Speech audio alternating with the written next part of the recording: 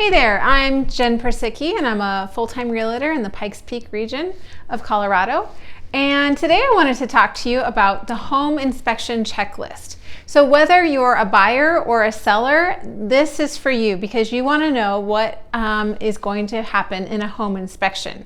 So if you want to know more about why a home inspection is important, you can check out my latest video here on why home inspections are essential in the home buying process. So let's talk about the home inspection and what that entails.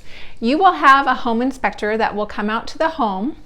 If you're the buyer, you will usually be at the home with the home inspector, and the home inspector is going to generally look at all of the nitty-gritty of the home. So every element of the home they're going to inspect. Now it's important to remember the home inspector is not a licensed contractor in any given field. He's not a licensed electrician or anything like that, but he is very knowledgeable on all things about your home.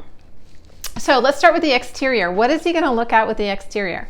Well, he's going to check out the concrete and he's going to look for substantial displacement. So obviously concrete always has little cracks in it over time, but displacement is when, let's say, the concrete near the garage and the driveway are separating. That would be displacement. So he's going to look for things like that. The other thing he's going to look for are outside and on the exterior of the home are drain spouts. Are they properly draining? He's going to look at foundation. He's going to see is there any cracks, major cracks, or structural concerns. If there are structural concerns, he might suggest getting a structural engineer to come out and check out the foundation of the home. He's also going to look at siding. He's going to look for countersunk nail holes that might be letting water in. He's going to look at if you have stucco on the outside of your home. He's also going to look for any cracks in the stucco where water could seep in.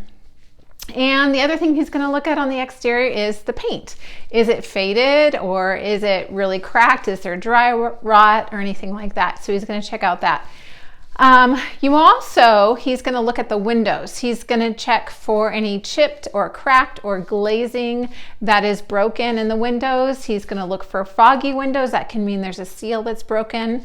As you probably know, windows are quite an expensive thing to replace. So it's really important to make sure those windows are doing their job well.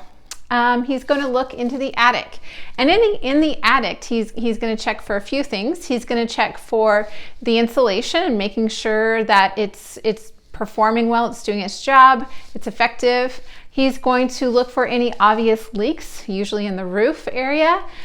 He's also going to look for any other signs of water seeping in through the attic. And then with plumbing, another issue with water, he's going to check for any leaks in sinks and showers. He's going to look for leaks. He's also going to check the hot water heater. He's going to make sure it's functioning well, and he's going to run the dishwasher. Next, he's going to look at electrical. He's going to check to make sure there's GFI switches or outlets, installed where they need to be.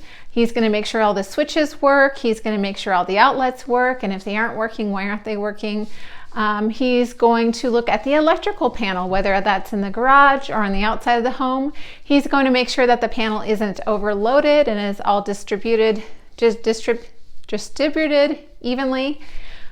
And then he's going to look for other mechanicals. He's going to check the age of the furnace, the age of the air conditioning. He's going to check the age of the water heater. And he's going to let you know how long the life expectancy of those items are. All of those are big ticket items, and you want to make sure that you have some life left in them if you're considering buying the home. And he's also going to look at the fireplace. If it's a gas fireplace, he's going to look for fogging on the window to make sure find out if that needs to be cleaned. If it's a wood burning fireplace, he's going to look to make sure that the flue has been cleaned recently. And just on a side note, the HVAC system and your furnace, those are things that you as a homeowner, whether you're buying or selling, you want to have those inspected at least once a year. So if you're buying and you want to make sure that they've been inspected regularly and they're up to date, and everything's good with those, especially the fireplace. You would not want to start a wood burning fire in your fireplace if the flue and the chimney hadn't been cleaned recently. So that's really important as a homeowner to remember that. Again, reminding you that the inspector is not a licensed contractor in any given area, but he is a professional in the general knowledge of all of these areas. So it could be that he might recommend maybe the roof needs to be looked at by a professional roofer. He'll be able to tell a little bit, but for a more detailed inspection, you might want to check out, for instance, getting a professional contractor to look at a specific area, like I mentioned, the roof or maybe the HVAC system. One personal story on that end, we had, this is in a home we purchased many years ago. We had the home inspector come out and he looked at the roof and he said, you know, it's okay. I don't see any major issues. It's probably fine. And for some reason in our guts, we just didn't trust that. And so we actually had hired a specific roofing inspector to come out and look at the roof specifically. And he actually was able to say, this roof is shot and it needs to be replaced. And so before we purchased the home, the sellers actually replaced the roof for us. So it actually worked in our favor. And the money you spend on these inspections are worth their weight in gold when they find things. So this is just sort of a general home inspection checklist of what your general home inspector is going to go through. Again, if you want more detail on the inspections that you might need and why we do inspections, you can check out my video linked here or down below in the comments. And I also have an inspection checklist for you in the comments below. You can download that. Please look down below for the inspection checklist I have listed there. So it would mean the world to me if you would hit like and subscribe on this video.